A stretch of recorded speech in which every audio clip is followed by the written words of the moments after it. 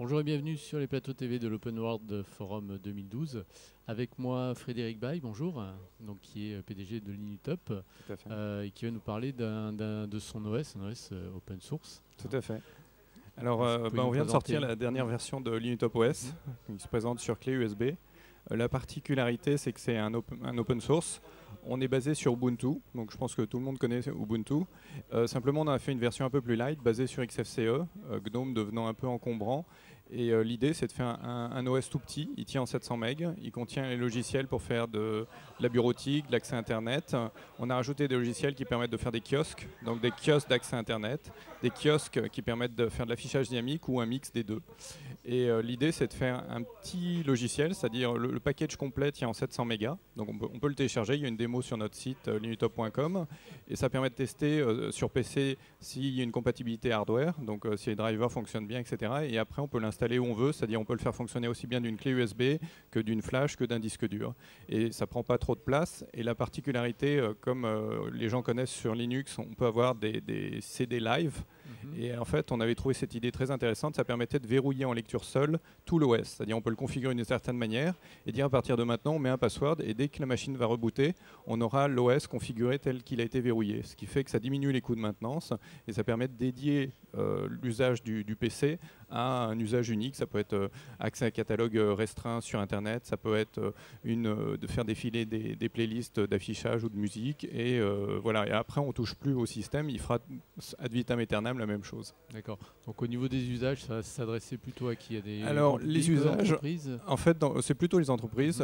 Nos clients sont essentiellement soit des hôtels qui ont besoin d'affichage dynamique ou d'accès Internet, de bornes d'accès Internet dans les entrées, dans le lobby, sans qu'il y ait de maintenance. C'est-à-dire qu'ils ne vont pas faire intervenir un technicien à chaque fois qu'il y a un problème. Ils le rallument juste et le logiciel va tourner de la même manière. L'autre type de clients, c'est des gens qui font de l'affichage dynamique dans les vitrines des magasins ou alors dans les vitrines d'agences immobilières, par exemple. On a besoin soit de faire tourner une playlist, soit de montrer une page web en permanence avec des systèmes qui sont verrouillés. Donc à chaque fois qu'on les rallume, ils font exactement la même chose. Et le dernier usage qui est lié aussi au fait qu'on puisse verrouiller le système qui soit très stable, c'est les sons de réseau. C'est-à-dire c'est des gens dans les télécoms, des intégrateurs essentiellement, qui prennent notre logiciel, qui rajoutent leur programme de test et qui le disséminent sur des machines identiques sur l'ensemble de réseaux de clients. Et ça permet de mesurer la qualité de service du réseau et d'assurer la garantie de bon fonctionnement ou de détecter quand il y a un mauvais fonctionnement sur les réseaux. Et comme de plus en plus les réseaux, dans les entreprises, on a besoin 24 heures sur 24, le téléphone passe dessus, etc. Il faut absolument que la qualité soit optimale en permanence. D'accord. Il y a aussi, je dirais, c'est aussi une réponse au vieillissement d'un parc machine. Disons que c'est vrai que dans cette version-là, avant on le vendait qu'avec nos machines et maintenant on a fait une version qui est générique, qui fonctionne avec un noyau standard et qui marche sur tous les PC.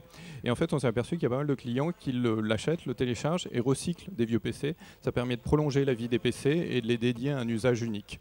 Donc au moins ils savent ce qu'il fait, il va pas se dégrader et ça permet de gagner 3-4 ans sur la vie d'un PC alors que d'habitude généralement on le remplace directement. Sauf que là, ça permet de le faire tourner. Même s'il est un peu vieux, comme le noyau est assez simple, assez léger, en 700 MB, on a mis vraiment les drivers les plus optimisés. On peut faire tourner quelque chose de manière très optimale sur même des Pentium 3 ou voire des Pentium 4. Et avec 512 MB de RAM, ça tourne très bien. D'accord, très bien. Écoutez, merci pour cette Merci. présentation de cet OS open source. Bon Open World Forum, à bientôt. Merci, Au à revoir. bientôt.